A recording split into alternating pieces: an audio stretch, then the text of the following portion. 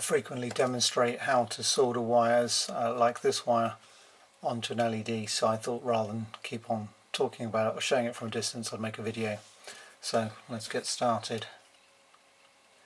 First thing that I would do is get my wire and strip off the end, probably about 5mm.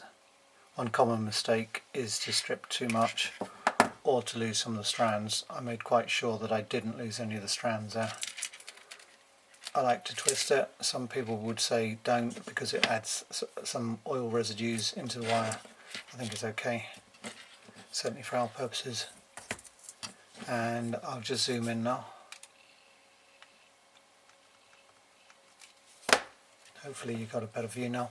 So that stranded wire, I'm going to tin the end of the soldering iron, go from underneath, add a little bit of solder to the top, and then the solder just goes straight into the strands.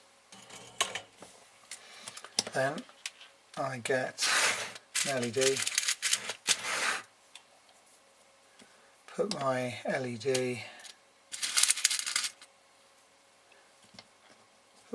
in the holder there, just like that. So, and do exactly the same. Just tin the legs. So I'm just going to clean off the tip.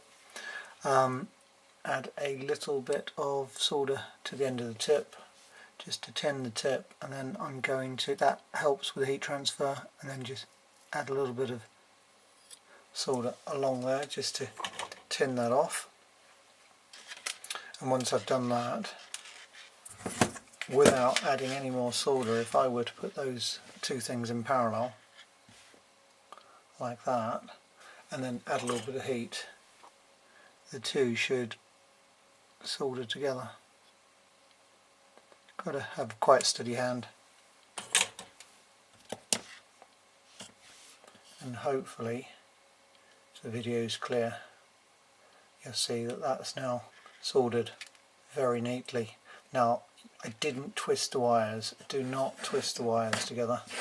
If you twist the wires together, it just makes for a messy looking joint. Doesn't really add anything to the strength. That's really super strong. That will not come apart under normal working conditions. So other points of note, I've put red on the long lead, which is the anode. If I had black wire, then I would put black on the short lead as well.